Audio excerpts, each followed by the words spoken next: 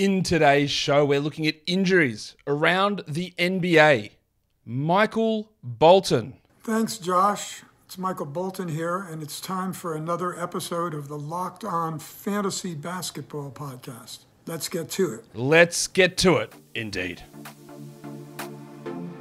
You are Locked On Fantasy Basketball, your daily fantasy basketball podcast, part of the Locked On Podcast Network.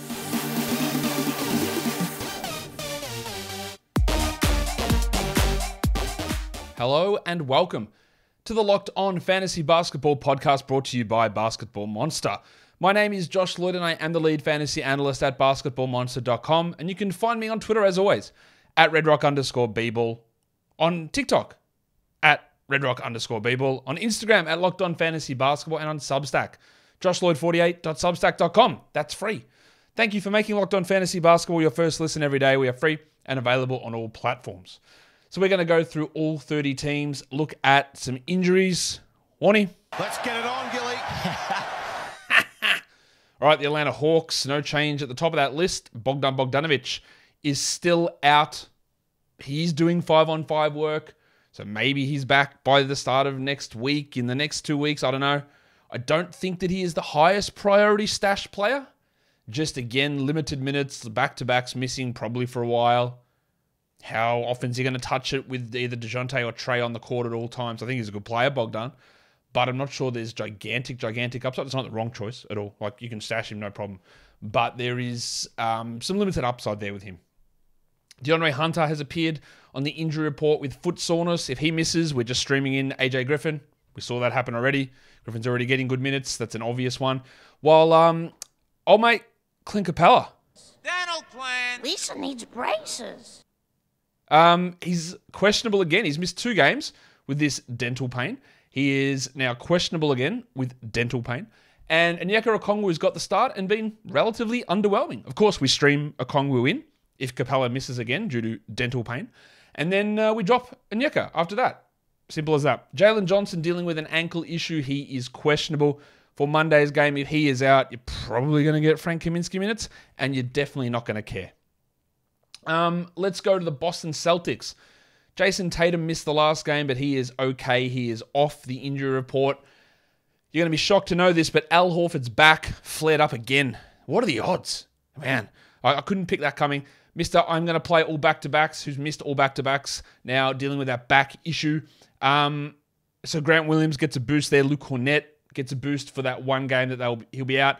But interestingly, Kyrie Jr. appeared on the injury report. JB, you've done it again. Jaylen Brown has neck stiffness, and I think he was a little bit banged up last game. If he misses, then we're going to get, obviously more playing time for Derek White, more touches for Derek White, more touches for Malcolm Brogdon, and they both become elite options in the short term. And with Horford out again, we're looking front court of Cornett and Horford. Rob Williams, again, the timeline continues to seem like it's going to be Christmas, but I would expect low minutes and no back-to-backs all season was my guess for Rob Williams, and low minutes through to probably end of January would be my guess. Still going to be useful, of course, and you've got to weigh up whether you can afford to hold him with no IL for these next 4 to 5 weeks before he returns. The Brooklyn Nets. Yuta Watanabe is still out with that hamstring problem. I know he had that really big game before he hurt his hamstring. He was playing some really good minutes. I don't think that he's a 12 or 14 team league guy, despite being like a 53% three-point shooter. We know that's going to come down. He probably won't play those 29, 25 minutes a game that he played in those last couple of games. I don't see that as being a likely scenario. Of course, the next one in Brooklyn is TJ Warren. We talked about that the other day. I don't really think he's going to have an opportunity to be a 12-team league impact player. 2 years out. He'll miss back-to-backs. He'll be low minutes. He's not going to start. He's not going to get the shots that he would normally need to be useful. I wouldn't bother with him in a 12-team league. 14-team league, probably not. But I obviously want to watch to see what Tony can do. David Duke is also out. Why should I change? He's the one who sucks. But they haven't actually specified, or I can't see the specification on the injury. It doesn't matter. He wasn't going to play anyway. In Charlotte, some updates would be great. LaMelo Ball is out. He's out for Monday. They don't play again until Friday. They've got a Friday, Saturday back-to-back. I would have to assume that he's going to sit one of those games. So maybe if LaMelo is ready to return after missing the last 2 weeks, that game on Saturday against the Bucks is a decent target. Because he's not going to play both Friday, Saturday, I would guess. So he should be back, I would expect, for both of those, or for one of those games, which should be that game on Friday. But again, we don't know that, and we're still waiting on the return of LaMelo. Now, of course, Dennis Smith Jr. is also out, so the stream of him doesn't work because he's injured too, and maybe he's back for Friday, but there's a ton of games on Friday, so I don't think holding Dennis Smith is probably the right answer. Terry Rozier is probable for Monday with an illness. Cody Martin, we still haven't seen him all season. So for 1 minute, we saw him. He's a guy, and this is what I talk about when I talk about so many of these guys, namely Kelly Oubre on this team, and go, look, I think he's going to fall off because they are 5 rotation players who are out at the moment. And when 5 rotation players are out, yes, there are some guys who aren't going to play every night. Kai Jones, Teo Maledon, James Bouknight probably. They're not going to play every night. But these other 5 guys, that means Oubre has to play less. McDaniels has to play less. Someone's got to play fewer minutes to get all these guys back into the rotation. Now, Hayward's still weeks away, and if you don't have an injured slot, I find it really hard to justify holding on to Gordon Hayward, who's probably 4 to 5 weeks away, I would think. I don't think he's back before January, same as Cody Martin. So, the value of these guys like Oubre, the sell high window extends, and maybe you just want to keep riding it out until these guys return. But at some point, you would think they're going to have a healthy team, or at least only one guy out, and that is going to have an impact on other players who have been getting pretty significant bumps in their value. For the Chicago Bulls, Lonzo, I'm guessing all-star break for him, but I don't know. They have been pretty scant with updates, and every update they give is made to sound positive while it's actually not positive at all. Alex Caruso, though, the rabbit hunter, he has appeared on the injury report. Be very quiet. I'm hunting rabbits. His minutes have been up recently, Caruso, 27, 23, 29, 27, 26. He's been playing more than Ayo Dosunmu for the last 2 games, which is really interesting. I don't think this ankle injury is going to be anything long-term, and I don't think that Caruso was a 12-team league player. But he is a really good stream option when you're looking for some steals and assists, and the minutes, they had been trending in the right direction there, and that's, when we see those trends happen, it's always worth paying attention to that and keeping an eye on it. Today's episode is brought to you by the good folks over at Turo. Turo is the world's largest car-sharing marketplace. With Turo, you can book any car you want, wherever you want it, from a community of local hosts. Browse a huge selection of vehicles for just about any occasional budget across the US, the UK, Canada, and here in Australia. Book a spacious SUV or minivan for a family road trip. Get a classical luxury car for a special event, birthday, or holiday. Find affordable economy cars if you're on a budget and you just need to get from A to B, or test drive that new electric vehicle to see how it fits in your everyday life. Many Turo hosts can even deliver the car right to you. Every trip is backed by liability insurance. Terms, conditions, and exclusions apply. Forget boring rental cars and find your drive at Turo.com. Let's go to the Cavs. Quite a few injuries there in Cleveland. Thankfully, majority of them aren't considered long-term, but Jarrett Allen is out again on Monday with his back issue. We saw last game Evan Mobley put up a really big performance, and I think he's in line to do that again with Kevin Love also out. The Love one's really interesting because he had that thumb fracture, which usually is 3 to 4 weeks, and they said, nah, he'll just miss one game. He came back, played 12 minutes, looked terrible, and hasn't played since. I don't know why they just don't rule him out for 3 to 4 weeks. I would expect that's how long he's going to be out. That's how long I expected him out initially. And then he played after one game. But something is not going particularly well there with him. So he's going to be out a while. Lamar Stevens is dealing with that illness. He's out still while LeVert could return. I do not believe that Karis LeVert is a 12-team league player. In a points league, I can sort of see it. And it does help that Love and Stevens are out, and that might give LeVert this really short-term boost, but long-term, I don't see that happening for him. Ricky Rubio, we're looking at February, probably January, February for a return for him, and Dylan Windler, probably a similar time frame. I'd be pretty surprised if those guys returned in the 2022 portion of the season. But who knows? Things with injury timelines, they change all the time. We just don't know exactly when these guys are going to be returning. Jarrett Allen, I don't expect that to be too much of a long-term concern for him, but we never like to see big men with back problems. In Dallas, they don't have any injuries except, I put this here just as an excuse to talk about it, Kemba Walker is back. Hello. Hello, Kemba. He is signing. He won't play in this year, I'm guessing, as he tries to get some conditioning up. The Pistons legend replaced Facu Campazzo on the roster. I do not think that Kemba is a 12-team league ad. He wasn't that last season as a starter for the Knicks.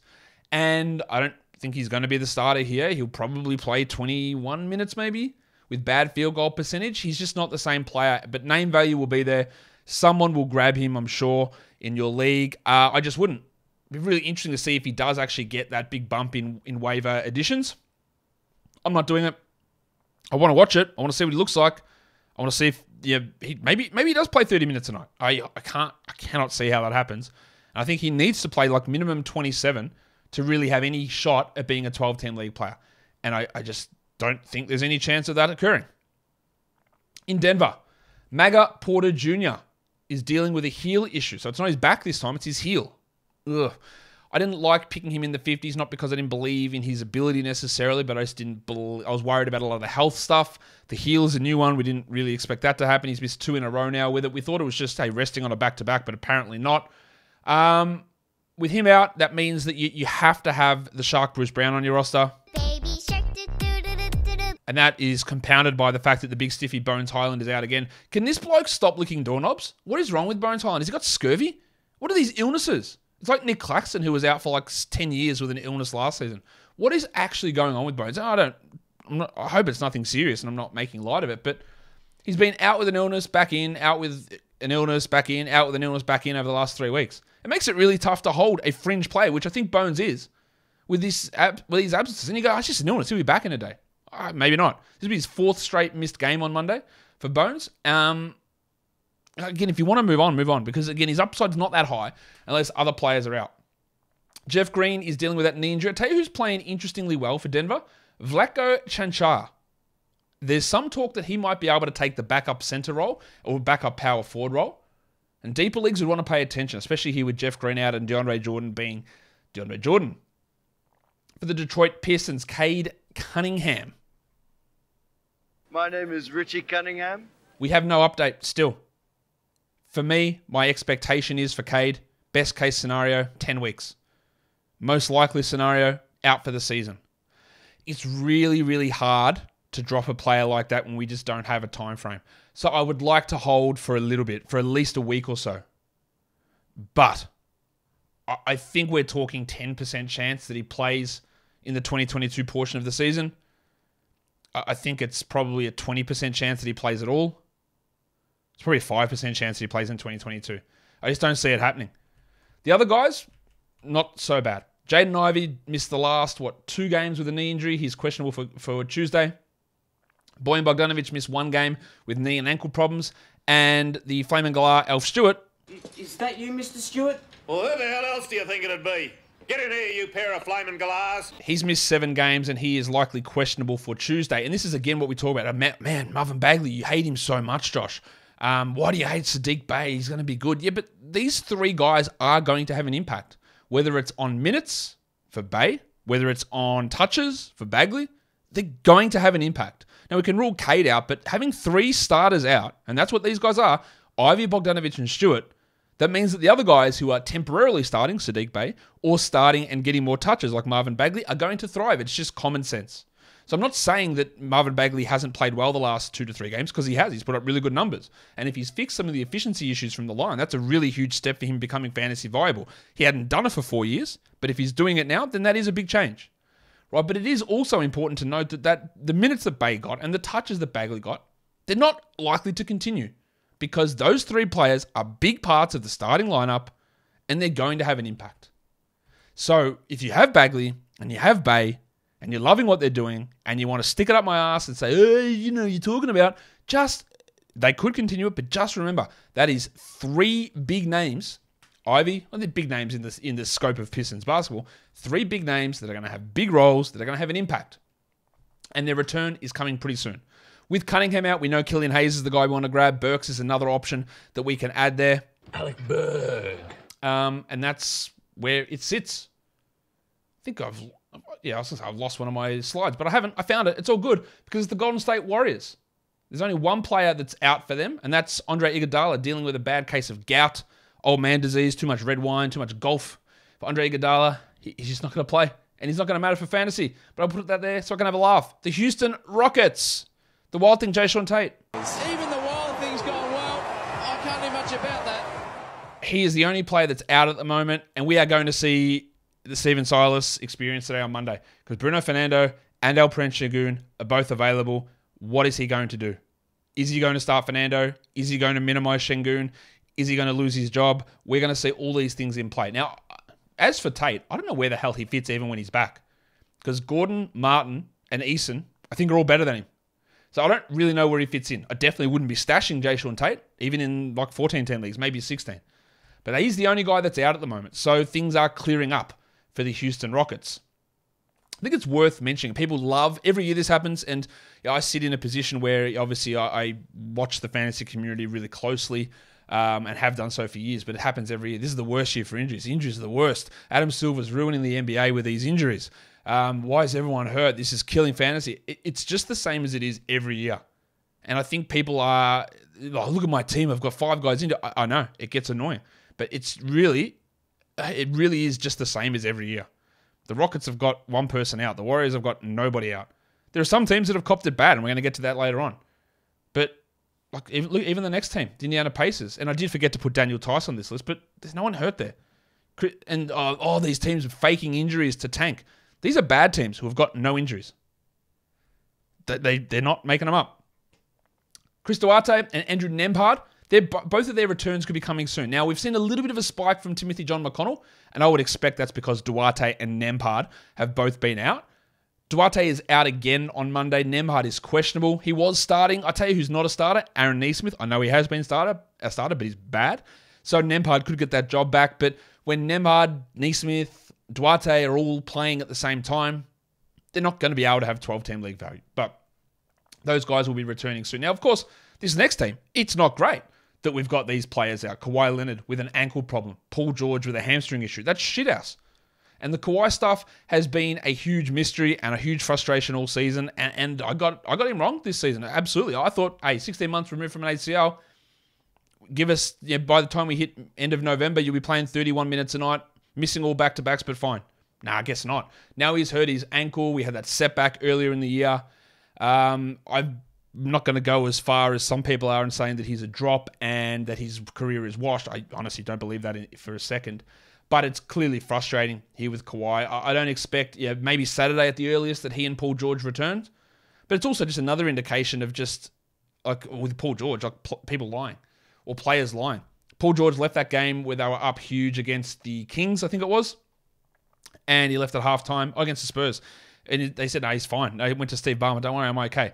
Hasn't played since. He's missed 5 games since then with something that he claimed he was fine and ready to go. Like, people lie all the time. Players lie. Players overestimate. So whenever you hear I'm back soon, whenever you hear I'm okay, like, it's bullshit. Don't listen to them. It's just bullshit. It's simple as that. It's frustrating to have to deal with these things. And with these guys out, it's still no clear-cut winner in LA because you've got Norman Powell, you've got Reggie Jackson, Marcus Morris, Terrence Mann, John Wall, Amir Coffey, sometimes Robert Covington, who played 41 minutes in 2 games and then played 0 the 2 games back on either side of that. There's no clear-cut winner.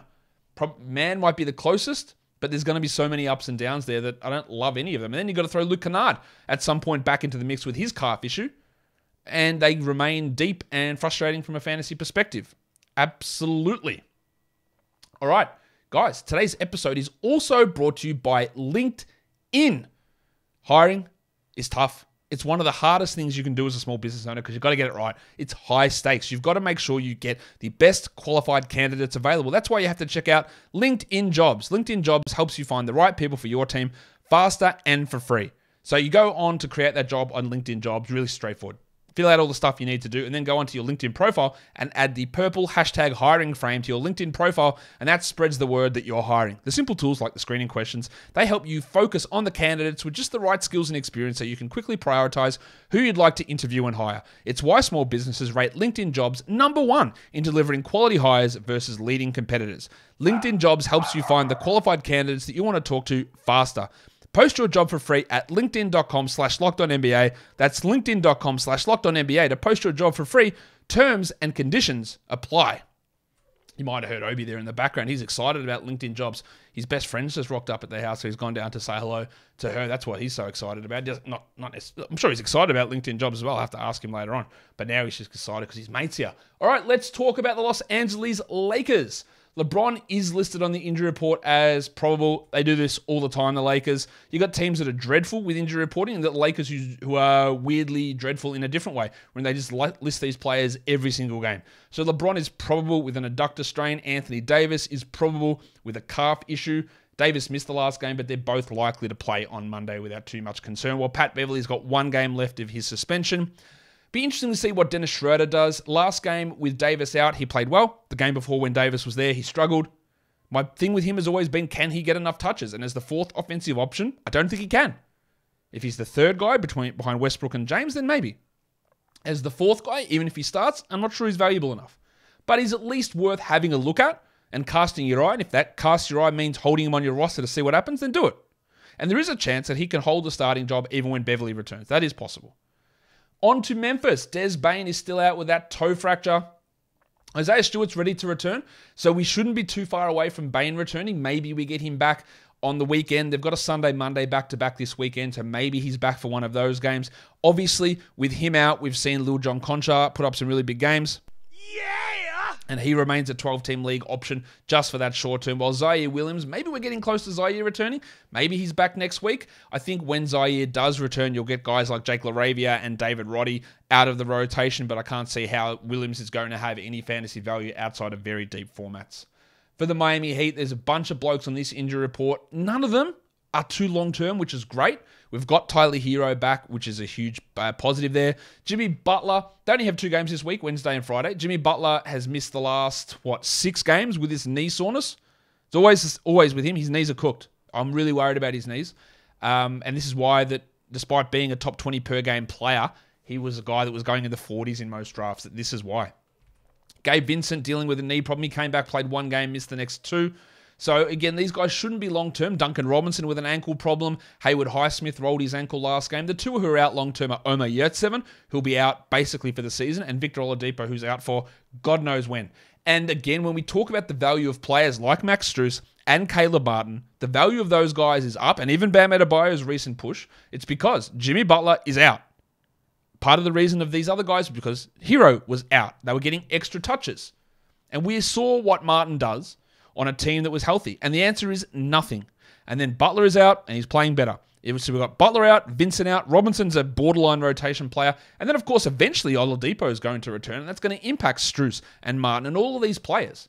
So while these things are happening, that's how we get into buy lows and sell highs and all that sort of stuff. But you've got to remember, it's not just like, oh, I think he's improved. I think he's taken the next step. I think he's doing all these things, because we've got a perfect example of things like this that happen with a player on this team in Omer Yurtseven, who last season stepped up with players out, went crazy, and people were twisting themselves into pretzels to find a way for him to get 28 minutes a night. Every night, when in reality, the other players came back and he did nothing. And I think the same thing will happen to Caleb Martin. I think the same thing will happen to Max Strus. If these players happen to get healthy, we ride with them now. But the long-term prospects of a lot of these guys, I think he's going to be much slower than where they are at the moment. But yeah, I'd love for you guys to let me know what you think about that. Also, let me know what you think about me writing ankle here without an E. It looks like I'm creating some sort of modern app. Get ankle for all your health and fitness needs. Anyway. Milwaukee. Chris Middleton. I don't really know what's happening. We thought he'd be back like a week or so ago. There was a complication in his father passed, and that has set back some of his rehab, of course, and grieving is a big part of that as well. Maybe he is back on the weekend, but I haven't heard anything direct here to say what the updated timetable is. It's frustrating. And he is a guy that is enabling guys like Javon Carter and Grayson Allen and Bobby Portis to play more minutes and to be more productive. And Carter and Allen and Portis, let's exclude from the list, Carter and Allen are providing 12-team league value at the moment. I just don't think that's going to be able to happen when Chris does eventually return. Ingles will probably looking at a January, February return from his ACL. And then Serge Ibaka's questionable. I honestly, I can't believe he was even getting minutes on this team. He's not very good anymore at all. For the Minnesota Timberwolves, 3 injuries on their list. Jaden McDaniels out with an illness. He missed Sunday. He's going to miss Monday as well. With him out, you get more minutes for Jalen Noel. You get more minutes for Austin Rivers, amazingly. You should theoretically get more minutes for Kyle Anderson. But of course, in one of the vagaries of coaching, Kyle Anderson's minutes were 25, 21, 20, 22, 24, 23. The player ahead of him gets injured, few minutes. What? Why? Oh, I want to keep the bench rotation intact. Make it make sense. You can't do it. You can't make it make sense because it doesn't make any sense. Anyway, we hold on to McDaniels. Obviously, we can still stream Kyle Anderson for defensive stats. With Jordan McLaughlin out again for the 4th straight game with a calf problem, that does really help D'Angelo Russell. 36, 36, and 31 minutes for him with the 3 games that McLaughlin has been out. Prior to that, he'd struggled a little bit. I think maybe that turns D'Angelo into a sell high. I don't think anyone's actually going to sell high on him, though, or going to buy him at a high price. And with Taurean Prince out, that's giving more minutes for Forbes, for Forbes and for Rivers, and even Naz Reid getting back into the mix there too. The New Orleans Pelicans, Christian James McCollum is out with COVID again. He has missed the last couple of games. This will be his 3rd straight one out on Monday. He last played last Monday, so there is a chance he's back Wednesday. Otherwise, you'd think Friday is the likely return date for McCollum. With him out, Jose Alvarado gets that boost, as does Devontae Graham. But we've also got Brandon Ingram doubtful for Monday against the Thunder with a toe contusion. So that's going to mean we love having Trey Murphy. And it's also going to mean that Najee Marshall, if he wasn't ill, would be a great option. Now, Marshall, if he does play, I do like it. The other one that's there is Larry Nance, who's questionable. With Nance, in the games that are competitive, he's been really good. And these 3 massive blowout games, someone said, Josh, but if a guy requires a game not to be a blowout, then he's probably not worth rostering. I think that's a decent point. My counter to that is, how often do you get 3 games in a row where the margin's 20 points? And the answer is not very often at all. So even if it's a 10-point game, the answer is going to play through it. These are games that are over by the end of the 3rd quarter. And I think it's just really unfortunate that we've had 3 of those clustered together to make the rotations look really weird on this team. But if Nance does miss time, I'm not married to him. If he misses time, he's done. If he gets hurt, he's done. And when he's healthy, you have him. That's how I'm viewing Larry Nance at this point. If he is out, though, you're going to get someone like Jackson Hayes get a boost, and maybe Valanciunas obviously gets a boost, but Jackson Hayes gets more of a 14 to 16 team league stream. The Knicks, pretty injury-free. Apart from Emmanuel Quickley, who left last game with knee soreness, Quickley had played 28, 27, 28, 25, 29 minutes, and then played 9 minutes. And that wasn't just because of the knee. Was because everyone came back. Reddish was there, Rose was there, Grimes was there, and Quickley was the guy that missed out because, of course, Captain Comb-Over, why wouldn't you do that? They have won 1 game out of their last 5, and that was a game against the Thunder. Because they're bad, and their coach is bad, and their front office is bad. And it remains bad. As for Quickley, everything was trending right. But we know that this happens with him, with either his production or with his minutes. And the minutes are down. So, look, is his upside high enough to hold through this bullshit? Probably not. And now he's dealing with this knee problem. If he is out, that means Rose and Reddish and Grimes all get minutes, and I don't think any of them really become 12-team league players. Another tanking team making up injuries. The Oklahoma City Thunder have 1 player on that, and that's Mike Muscala with a fractured pinky. He's obviously not impacting anything for fantasy leagues. It just means we get a little bit more security in Jeremiah Robinson-Earl and Aaron Wiggins. This next one, though, is pretty rough. This is a bad injury report. I've never really seen a team... Actually, that's not true. I think the Magic were like this last season as well. But they are in a real deep shit at the moment. Yeah, it's bad. Wendell Carter Jr. Plantar fascia. I think the average missed time is 3 weeks for that. Hopefully, it's not that he's missed 5. He missed 1 game, came back, played 34 minutes. He's missed 4 straight. He's going to miss again on Monday. As I've said again with the plantar fascia, I've said this before, is that often it can linger quite a bit, and rest is the way to heal it. Or the other way to heal it is if you get a full tear, your recovery is... If you get a full tear of a plantar fascia, your recovery is better and faster than if it's only like a strain or a partial tear, which sounds counterintuitive, but often that thing, because it's in your foot, unless you have full-time rest, it's really hard for that to heal properly. And that's a little bit worrying. We thought it was just a little bit of pain he was going to play through it, and he did. Well, no, that's good news. And then he's out. So it means we do want to have someone like Mo Bamba ready to go, but Mo Bamba's also dealing with back spasms, so that means maybe...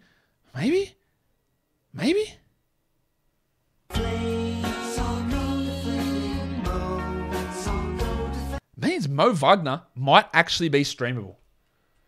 Jalen Suggs, we saw it against the Pacers on Monday. He left that game, didn't come back with an ankle problem. And it was a blowout, so I thought, okay, maybe that's the problem. Then the next game, which was not until Friday, against the Sixers, he played 19 minutes. I go, what happened with Suggs? I'm like, maybe that ankle is flaring up. And then he missed Sunday, and he's going to miss Monday. The ankle has been a continual problem for him. Is there a chance now that, and this point guard has been a constant thing, like one of them has an opportunity, then gets hurt, and the other one comes in and gets hurt, and the other one comes in and gets hurt. There's a chance now that Markelle Fultz comes back and Suggs is out. If you want to drop Jalen Suggs, now I've been saying Suggs is a guy to roster for sure. While he was healthy, he was rolling. And if he had have stayed healthy, I think he would have held off both Fultz and Anthony. But is his upside high enough to deal with uncertainty around an ankle injury that cost him so much time last season and has already cost him time this season? Probably not. If you want to move on, I get it. Because we are going to get a squeeze here. Cole Anthony might return by the end of the week. Markelle Fultz might be back on Wednesday. I don't know when Suggs is going to come back. And I don't know how it's all going to fit. And it's like talking about the production of Bol. Why do you hate Bol, Josh? Why do you think he's not going to continue to do it? Because look at how many players are out. And while we can say that Bol's been great, because he has, it's very, very hard to get a 240-minute rotation with even half of these guys back where Bol plays 30 minutes. You can't do it, really. I don't see how you can do it. I thought he was pretty bad last game, honestly, against Philadelphia. And I think ideally a role for Bol is a 21-minute a night role as a backup coming in and relieving a couple of blokes in that front court. But we've had so many guys out for them all season that we've got an extended run here for Bol. That's why I maintain that I think he's a sell high. But I don't know when this value is going to end because Suggs is out, Anthony's out, Fultz is out. Jim Keke is dealing with a knee injury. Mo Bamba's got a back problem. Terrence Ross is ill and will miss Monday. And then, of course, there's he who shall not be named, who's doing practice with coaches apparently and is waiting until he can play 20 to 25 minutes until he returns. Cool. So he'll never return. And I don't honestly believe that, I'll say his name now just in case you're confused. I don't honestly believe you should be rostering Jonathan Isaac. I don't think you should be. I don't think it's going to pay off at all. But there's just so much uncertainty. I don't understand this rotation for this team more than any other team in the NBA. Because, look at that. Carter, starter. Suggs, starter. Anthony, maybe starter. Fultz, maybe starter. Akiki, part-time starter. Gary Harris, maybe a starter. Terrence Ross, rotation player. Isaac, former starter. Bamba, shithouse. But, like, there's so many guys here that can actually play and start and then impact the minutes of Bol, of Wagner, of not Franz, of Mo Wagner, or of RJ Hampton. There's just so much going on that is up in the air, and honestly, I can't give you the proper answer to it because I don't know it. In Philadelphia, 3 guys with foot injuries. James Harden, we're probably looking at next week. Look, they've got a weird schedule next week. They play on Monday, and they don't play again Friday. So I reckon that Friday, 9th of December, against the Lakers is a possible target, or the 11th of December against the Hornets is a possible target for Harden. We're probably 3 weeks away from Tyrese Maxey returning. Tangle's dealing with that foot fracture. He is obviously a bit longer away. Now, again, I'll tell you what we're going to have. We're going to have the Omer Yurtseven problem happening again here, because there are people already doing this with Shake Milton. Because let's be honest, Shake Milton has been awesome. But as I've said with Shake, right, he was out of the rotation to start the year. What he is doing now, he is taking big minutes because Harden, Maxey, and Embiid are out. He's pairing an increased usage because Harden, Maxey, and Embiid are out. And he's doing it while shooting like 57% from the field, something which he has absolutely zero chance of maintaining. So it makes it look as the number 1 player last week Shake was. The number 1 player. Or people go, well, he'll still play 30 minutes tonight when Harden and Maxey are back, yeah? Yeah, he'll still play 30. Yeah, he will. Oh, can I have some more Shake Milton? He'll play 30 minutes tonight, yeah? They won't play D'Anthony Melton anymore. It'll just be Shake. Like, guys, I don't think so. Sure, Doc Rivers might change his mind on that and say, well, yep, we really love what Shake does, and he will get those 30 minutes tonight, and we'll never play Thibault, and Melton will play 10 minutes tonight. He could do that. He won't. He just won't. We love what he's doing now. And the question then becomes, is he a sell high? And, like, if someone stupid is in your league that will give you a top 40 rest of season player, you do it. You honestly might sacrifice top 25 numbers. I don't think you do, because Milton is not a top 25 player. It is a confluence of events that is leading him to be this good. High usage, massive shooting numbers, big assist numbers, huge minutes. They're not all going to stick like this.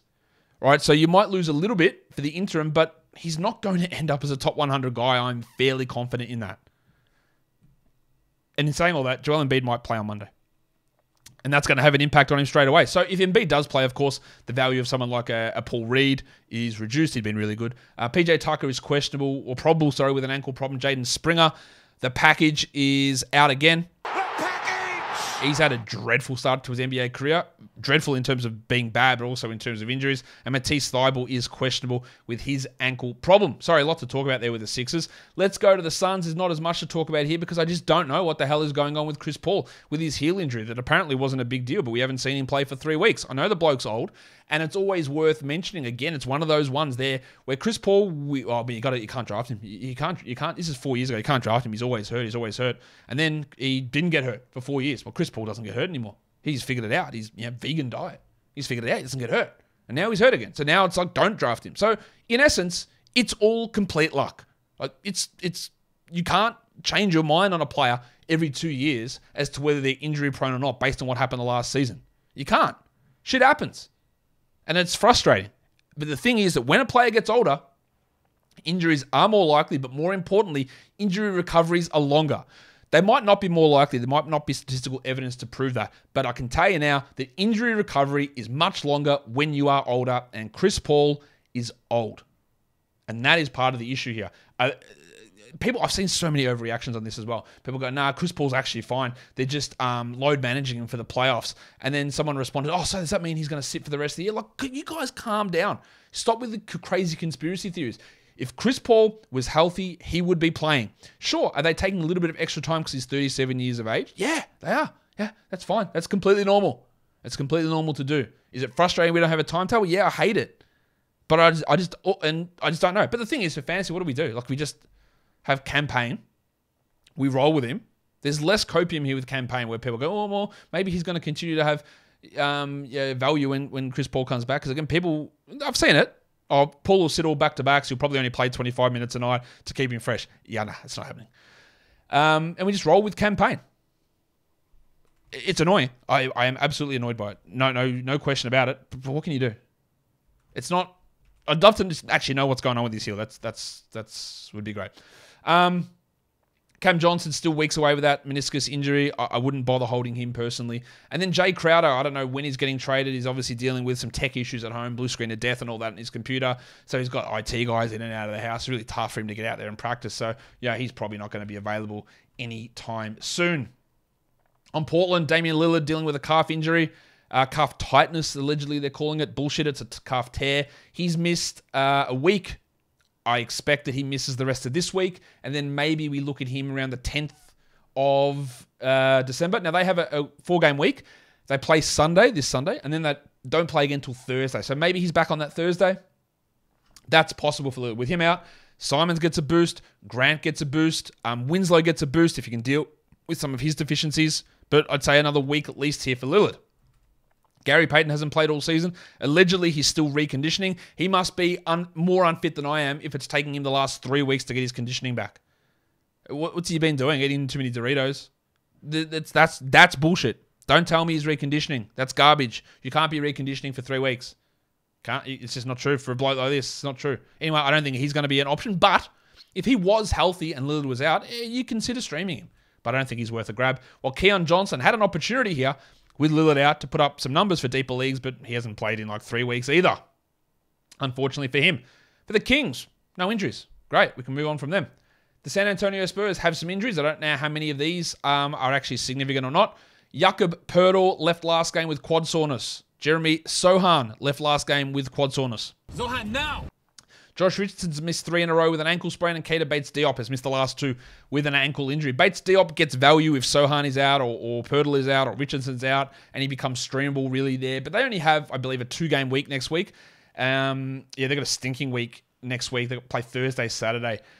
As for Poeltl, if he's out, Zach Collins is the ad, but Poeltl might not be out. They don't play until Wednesday, so don't expect an update for them anytime soon. And then they play Wednesday, Friday. So if you even add Zach Collins, are you going to play him Wednesday?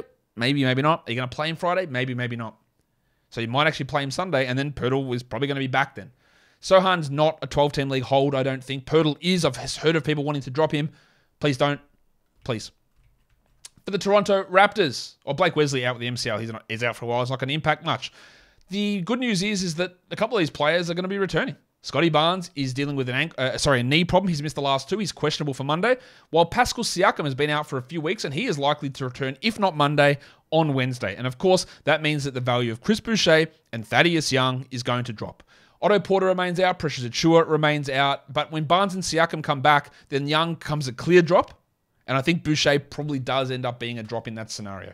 Banton with the ankle injury had that one big game and then has been hurt ever since. And I don't think he's going to have an impact. And Justin Champagny dealing with a back problem. For the Utah Jazz, Lauri Markkanen appeared on the injury report with a knee issue. He banged knees with DeAndre Ayton, and it's a knee contusion. I would think that there is a chance that he rests or misses one of these games Monday, Wednesday, if that knee injury has flared up. I'm a little worried about that. Bone bruises in knees can be pretty tricky, so we obviously want to watch that. Now, if he is out, and the fact that Rudy Gay is out, I think you're going to get more Simona Fontecchio, but you're also going to get more value for Malik Beasley pushing up to the 3, maybe some more minutes for Taylor Horton Tucker.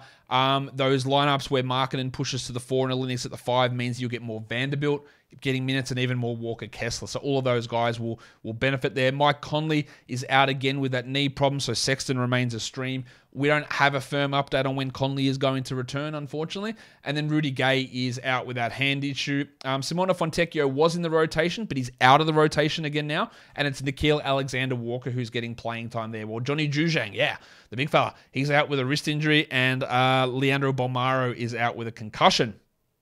The last team we look at is the Wizards, and after having a few injuries, they're relatively healthy now. Kuzma missed last game, but he's off the injury report. The only guys there are Delon Wright, who's out for probably another 3 weeks with a hamstring strain. I'd look for him to play 25 minutes a night when we get to February, I think. I don't know, but I think. And then Rui Hachimura has missed the last 4 with an ankle problem. Obviously, we don't want to roster Rui in 12 or 14-team leagues, but his absence has really helped guys like Denny Avdia push up into a larger role and to get a few extra shots. And that is a long-ass injury report because I speak for too long. Guys, don't forget to follow this podcast on Apple Podcasts, Google Podcasts, Stitcher, Spotify, and on Odyssey. If you're on YouTube, why don't you thumb it up? You leave your comments, you subscribe, you do all those things. Guys, we are done here. Thank you so much for listening, everyone. See ya.